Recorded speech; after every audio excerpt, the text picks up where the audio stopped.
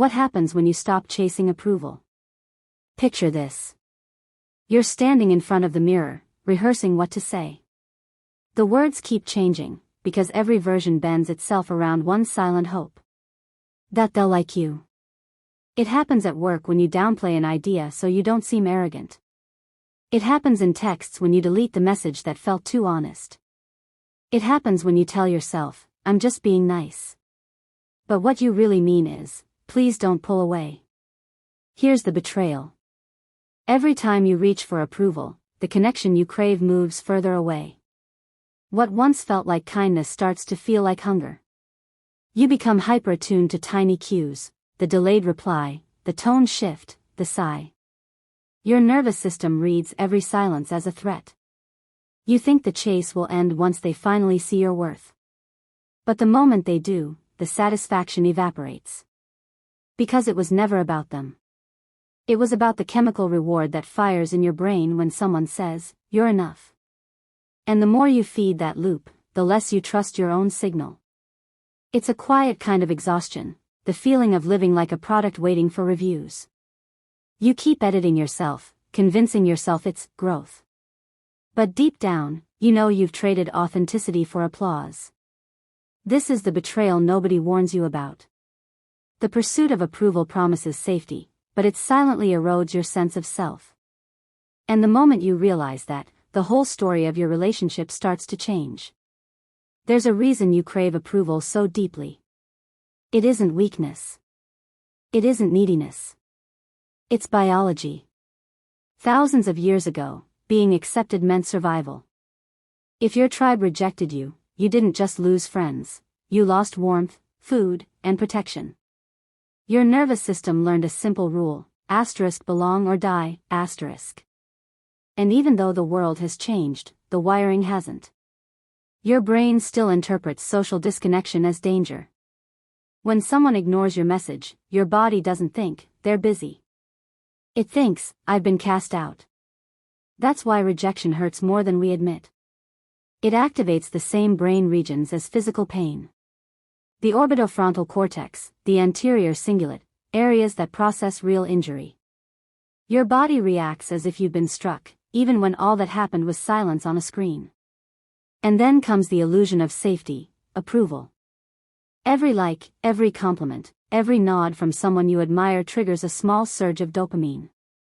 It feels good, temporarily. But your brain quickly learns the pattern: validation equals relief, absence equals panic. That's how dependence begins, not emotional, but neurological. The truth no one wants to admit is this. Most people aren't addicted to attention. They're addicted to regulation. To the feeling of calm that only seems to arrive when someone else signals, you're safe. But here's the paradox. The more your peace depends on approval, the more approval you'll chase. And the more you chase it, the less people give it. Because at a primal level, humans can sense imbalance. Need feels like pressure. Pressure feels like danger. And danger makes people pull away. So when you stop chasing approval, what actually happens isn't just emotional, it's biological. You stop telling your nervous system that you're powerless. You stop feeding the ancient program that says, I only exist if they accept me. And that's where the shift begins. Every pattern has machinery behind it. And the engine that keeps you seeking approval is small, chemical, and invisible. When you anticipate someone's response, before they even type it, your brain releases a faint spark of dopamine. Not when they reply. When you wait. That anticipation is the same loop that powers gambling, scrolling, even hunger. The uncertainty itself becomes the drug. So you check your phone. Nothing. The dopamine dips, and cortisol, stress, rises to balance the system. You feel restless, uneasy. Then a notification lights the screen. Relief. The reward hits. Your brain links the two moments together, craving and calm, like cause and effect. It tells you, do that again. That's the trap. Each micro-interaction rewires the reward circuit, tightening the leash. Your self-worth gets mapped onto another person's response curve. Neuroscientists call it the variable reward schedule. The same structure that keeps slot machines profitable and social feeds endless. Your prefrontal cortex, the rational part, knows what's happening. But the midbrain, where survival coding lives, doesn't care about logic. It only tracks one rule. If this behavior reduces pain, repeat it. Over time, you stop asking, do they value me? You start asking, did I do enough to get a hit? And when the hits don't come, your brain doesn't conclude that you're fine without them. It panics. It floods the body with adrenaline, urging you to chase harder. This is why breaking the approval cycle feels like withdrawal. It's not just emotional detachment, it's chemical detox. And until you understand that, you'll keep mistaking anxiety for attraction, tension for connection, and silence for danger. But when you see the mechanism for what it is, a feedback loop, not a verdict, you begin to take the first real step toward freedom. Every addiction leaves clues. The chase for approval is no different. You can tell it's running your life when quiet moments feel unbearable. When the silence between messages feels louder than the words themselves. When you measure your value by how quickly someone replies. Watch how you edit yourself mid-sentence. The laugh that sounds rehearsed. The text you rewrite 5 times. The instinct to fill every pause before they drift away. Approval seekers become experts at emotional micromanagement. They scan faces for microreactions, reading every blink like Morse code. Do they still like me? Did I say too much? That constant analysis burns energy meant for creation and connection. Then come the subtle trades. You apologize for things that aren't your fault. You agree with opinions that shrink you. You play small because it feels safer than being unseen. These are the warning signs of self-abandonment. The need to explain every choice. The anxiety spike when someone disapproves. The relief that feels like oxygen when they finally say, "You're right." Each one is a tiny signal that your nervous system has outsourced control. The cruel part? From the outside, it looks like kindness. It looks like being easygoing, loyal, supportive. But inside, it's exhaustion disguised as empathy. If you catch yourself checking who viewed your story. If your mood swings with every unread message. If silence feels like punishment. You're not weak, you're conditioned. Conditioned to equate attention with safety. Recognizing the pattern is not the end of the story. It's the first break in the circuit. Because once you can name the signs, you can start to see the larger system that built them. Scroll. Like. Refresh. Repeat. It feels harmless, but the world you live in is engineered to keep your self-worth outsourced. The modern attention economy runs on a single law. If you can be made to seek approval, you can be controlled. Every ping of your phone, every glowing heart icon, is a miniature conditioning device. Your brain releases dopamine not for connection, but for confirmation that you still exist inside the system. That you still belong to the tribe. The ancient wiring for social survival is now tied to algorithms written to sell you something. Approval has become a currency, and most of us are in debt. Look around, entire industries promise confidence but sell comparison. Empowerment reduced to metrics. Therapy speak turned into slogans that say you're enough, while quietly reminding you to post again tomorrow. The loop is perfect. Insecurity creates engagement. Engagement feeds the machine. It's not that the world wants you miserable. It just profits more when you're uncertain. Because certainty is quiet. It doesn't scroll, doesn't buy, doesn't beg for reaction. That's the real social conspiracy. A culture that teaches you to measure your worth by how visible you are, while calling it connection. But once you see the design, you can start to step outside of it. You can look at the metrics, the likes, the praise, and feel nothing pull inside your chest. That's when the algorithm loses its power. Not because it changed, but because you did. At first, it's subtle. You start to feel tired, not the kind that sleep can fix, but the kind that comes from pretending too long.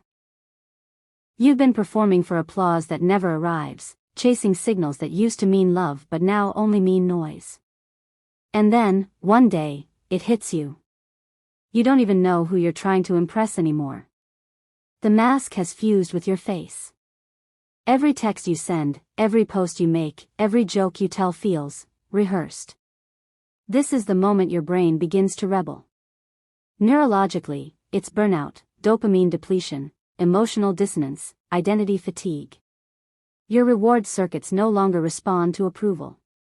They've been flooded, overexposed. You start to withdraw, not out of strength, but out of exhaustion. It's like your nervous system finally mutters, enough. But this collapse isn't just chemical. It's existential. You start to notice the emptiness in your interactions. The silence after a post, the hollowness of forced smiles, the tension of always performing enough. You realize, you've built an entire personality around being likable, and it's killing you slowly. When your life runs on external validation, stillness feels like death. But in truth, it's the beginning of resurrection. Because collapse is clarity disguised as despair. The system that once ran on needing approval finally breaks, and in the quiet aftermath, you hear something you haven't heard in years. Your own voice. The collapse leaves a quiet room inside your chest. No notifications. No applause. No reassurance. Just silence. And then it hits. You realize something most people never see. Nobody ever owed you approval. Nobody ever had to like you. And the chase you spent years running? It wasn't admiration. It was control. Every smile you forced, every message you edited, every yes you swallowed, you trained the world to expect compliance. You weren't asking for connection. You were begging for permission. Here's the bitter truth: self-worth can't be negotiated. It can't be earned with charm, polish, or performance. It can't be filtered through likes, comments, or nods of agreement. Your peace, your presence, your value, it's yours, or it's nothing. And here's the paradox: the moment you stop asking, you stop waiting. Defiance replaces desperation. Your nervous system relaxes, your energy sharpens, your presence becomes undeniable. People notice. They test it. They doubt it. They push. And then, slowly, they respect it. Because you're no longer a performer. You're a person who stands unshaken, a force not negotiated with. The bitter truth? Most people never reach this place. They spend decades chained to approval, addicted to the high of being liked, blind to the freedom that comes from saying, "I don't need you to validate me." But now that you see it, you can't unsee it. Approval is a leash. And you? You're breaking it. You were never unworthy. You were just distracted by the people who benefited from your doubt. Now that the illusion has been stripped away, it's time for the reconstruction. Freedom isn't passive.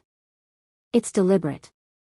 It's the choice to stop performing, stop bending, stop asking permission to exist. It's the rejection detox. Here's what it looks like. First, detach from the feedback loop. Stop measuring your worth by likes, replies, or approval. Silence becomes your ally, not your enemy. Every notification you ignore rewires your nervous system for autonomy. Second, reclaim your attention. Spend time on tasks that increase competence, not visibility. Exercise, journaling, cold exposure, physical sovereignty reinforces psychological sovereignty. Dopamine follows action, not applause. Third, set boundaries like armor. Learn to say no without anxiety. Remove energy drainers from your environment. The absence of approval no longer triggers panic, it signals strength. Fourth, rewire attraction through autonomy. When you stop chasing, people notice. They sense stability and calm energy. The nervous system interprets confidence as magnetic. You become the selector, not the supplicant. Fifth, practice internal validation.